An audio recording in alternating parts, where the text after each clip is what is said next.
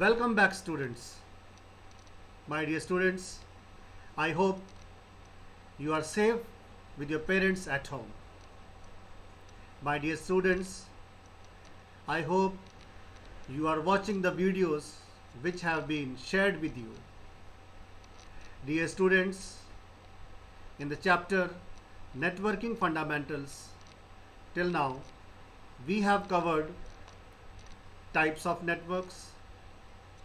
In types of network, we have seen what is SPAN, what is LAN, what is MAN, and what is WAN. We have also seen the advantages and disadvantages of computer network. After that, we have seen network architecture. In network architecture, we have seen peer-to-peer network and client server network. After that, we have seen switching techniques, and in switching techniques we have seen what is circuit switching, what is message switching, and what is packet switching.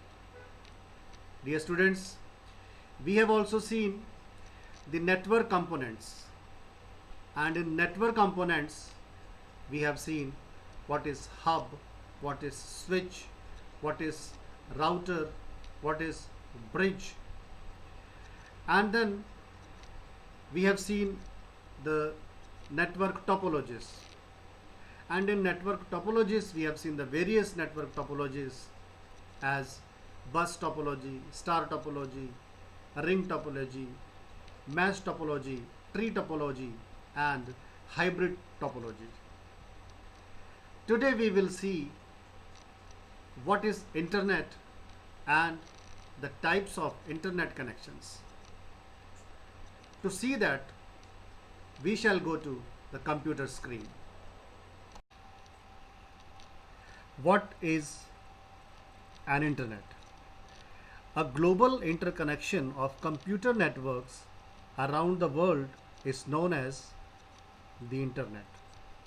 In other words, the internet is a network of networks as shown in the figure 1.2.25. Communication over the internet is governed by a set of rules known as protocols. The commonly used protocols for data transfer over the internet are TCP or IP, that is Transmission Control Protocol, or Internet Protocol, and FTP, that is File Transfer Protocol. So my dear students, what is an internet? So it is a network of networks. So actually, why there is a need of network? Because in network what happens? One computer is connected to another computer all over the world, and these computers want to share their information. Say, if we see in this figure, now from this one set of computers, this computer want to share the information, say, with this computer. So to connect with this computer, it needs a connection, and that connection is the internet connection. Internet is simply a connection between multiple computers. So now there is to set up a connection, it has to follow a set of rules that is known as protocols. The commonly used protocols for data transfer is TCP or IP and file transfer protocol. To access the internet, one needs a computer, a modem, an account with ISP, and a browser. So all of you know what is a computer. So that computer is required, and then modem is required. What is a modem? Modem stands for modulator and demodulated. A modem is a hardware device that allows a computer to send and receive data over a telephone line or a cable or satellite connection. So what is the function of modem? Modem is a device which modulate and demodulate. In the telephone line, the signals pass in the form of analog, and computer understand digital signal. So what the modem will do, this modem will convert the signals from analog to digital, and then from the computer our data will pass in the telephone line through the modem, and modem will convert the digital signal to analog signal, and again it will go to the telephone line, and where it will reach, again their modem will work and the signals will be converted into digital form. So that is the main role of modem. An account with an ISP. ISP stands for Internet Service Provider. An Internet Service Provider is an organization that provides services to access the internet via dial-up or direct or wireless connection. Since we have to pay for internet access, we must have an account with an internet service provider. For example, BSNL, MTNL, Airtel, Vodafone, etc. So we need to have an account with the agencies, with the internet service providers, and the service providers are, as you know, that commonly we use here Airtel and BSNL, MTNL, Vodafone, etc. So one has to have the account with the ISP. Then we need a browser, that is a software which allows to access the internet, and the browsers we have Google Chrome, Mozilla Firefox, Internet Explorer, Opera and Safari are some of the available browsers. So this is the internet. Now we will see types of internet connections. The different types of connections are as shown below. First one is dial-up connections. These types of connections utilize the telephone lines and are not preferred these days, as this type of connection is very slow. The dial-up connection allows the user to do one work at a time. One can either use the phone to call or connect to the internet. So the first, in earlier days we used dial-up connection. In that, what was happening, that the only either a user can call, make a phone call, or can send the data, and the speed is also very low in that. Nowadays dial-up connections are hardly used. Next one is DSL, digital subscriber line. It is also a type of connection that uses a telephone lines but is capable of transferring data at a much higher speed. A DSL filter removes the high frequency interfaces, thus enabling simultaneous use of the telephone and data transmission. So whereas in dial-up connection only one thing was done at one time, but in DSL, digital subscriber line, it is also using, this is also the form of telephone line. In the telephone line our modem is connected, and modem then we have a router, or say one thing, either router is inbuilt in the modem. So that is, now we are able to do both the way, like we can talk over the phone as well, and same time we can transmit the data as well. Next connection is cable internet. This type of connection uses the cable TV line and gives fast access to the internet. This cable internet is the fast giving services. So even higher than that of DSL lines, that gives the more speed than the DSL connection. So the DSL and cable internet system are known as broadband internet. So these are the broadband. There are two types of internet, broadband and narrowband. Narrowband gives the data in the speed is in the kbps, and in the broadband the speed is in the mbps.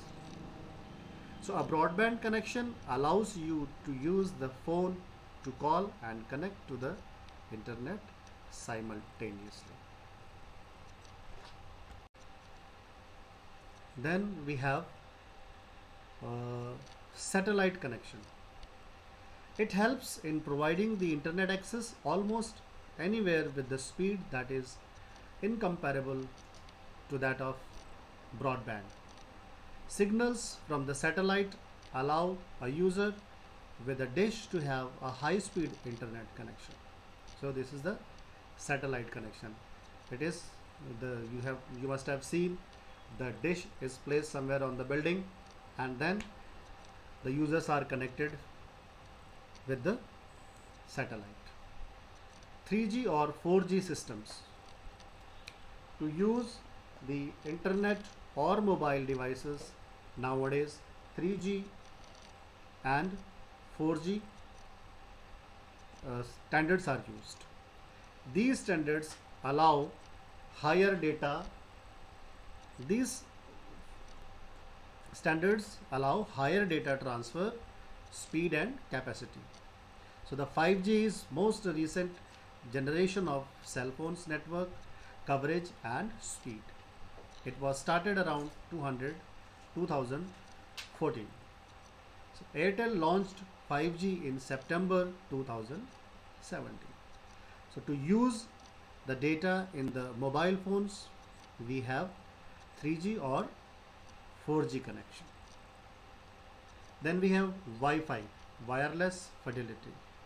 It is a popular technology through which computers and mobile devices exchange data wirelessly over the network. Wireless internet connects a home or business organization to the internet using a radio link between the customer's location and the service provider's facility. Wi-Fi is generally used to provide internet connection to the remote places where it is difficult to use wires. Wi-Fi is also used within smaller area like a home, an educational institute, or a corporate office to provide wireless internet to all the users there. So I hope all the students are aware with the term Wi-Fi. Nowadays everyone is having Wi-Fi at their house. So these are the connections. Now we have WiMAX and Wi-Fi hotspot. So what is WiMAX? WiMAX stands for Worldwide Interoperability for Microwave Access. It is a type of wireless system that allows us to access the internet. While Wi-Fi is available up to the distance of around 100 feet from the router, WiMAX operates over a much larger area covering a radius of around 50 kilometers from the base transmitting station. So from the base station, the range of WiMAX is higher or more than Wi-Fi. Wi-Fi is used at a home or a small office, whereas WiMAX is used for a longer distance. It covers around the radius of 50 kilometers. So Wi-Fi, the speed of Wi-Fi connection is around 70 Mbps, whereas the maximum Wi-Fi speed is around 54 Mbps. But Generally we get 12 to 15. That is also for downloading, and for uploading the speed is less. Next we have Wi-Fi hotspot. A Wi-Fi hotspot is a physical location from where Wi-Fi is access to the internet is available. A hotspot could be public or a private one. Public hotspots are available at restaurant, hotels, railway station or airports. Some hotels charge the clients for this amenity, for this facility, and whereas most of the other public hotspots can be accessed freely.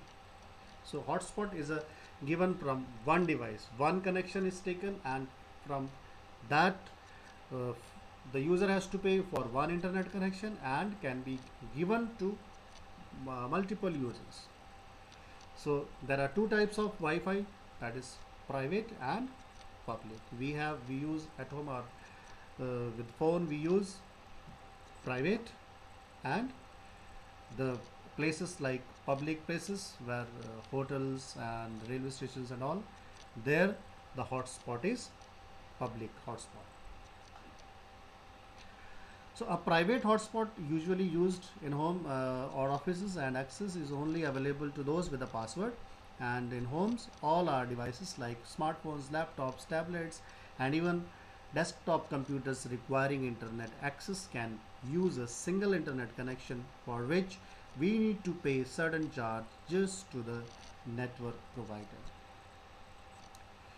Okay, my dear students, so we have finished here the types of internet connections. So we have completed now our chapter, and now we will see the exercise. There are multiple choice questions. Fill in the blanks. True, false, answer the following questions. My dear students, I have already shared with you the PDF of this chapter, and I will also share now with you the solution of this exercise.